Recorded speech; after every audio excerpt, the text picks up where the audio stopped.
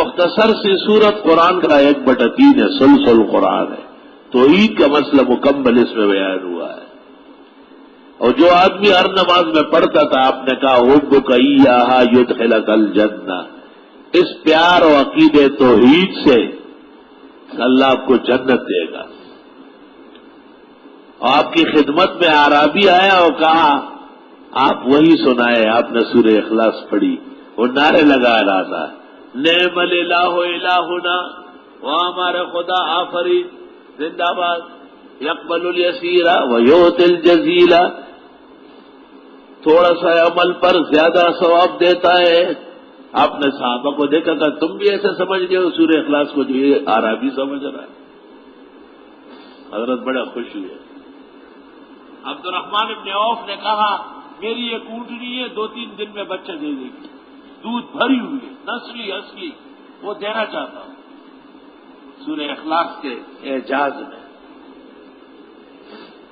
آپ نے کہا ضرور دو، کیونکہ میرے پاس ابھی جبریل آیا اور اس نے کہا کہ اس اعرابی کو عبد الرحمن ابن عوف اونٹنی دے رہا ہے، عشرہ تیار بالکل، اور جنت میں اس کے بدلے میں 87,000 اونٹنیاں عبد الرحمن کے لیے ساز و سنگار کی جا رہی۔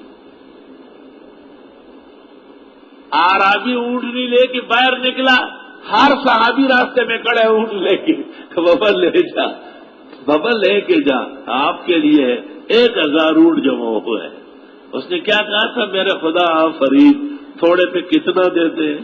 ایک ہی سورت کی تفسیر پر اللہ تعالیٰ نے 1,000 اونٹ دے دیا اس کو۔ اشارہ ہے کہ اللہ تفسیر والوں کو بڑی نعمت عطا فرمائے۔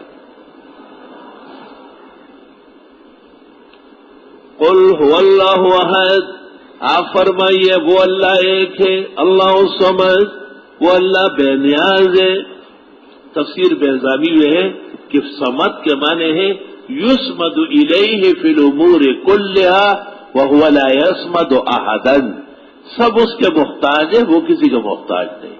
بے نیاز کا یہ مطلب ہو اللہ الصمد، یسمد الیہ فی الامور کلھا وہو لا یسمد احدا، سب اس کے محتاج ہے، وہ کسی کا محتاج نہیں۔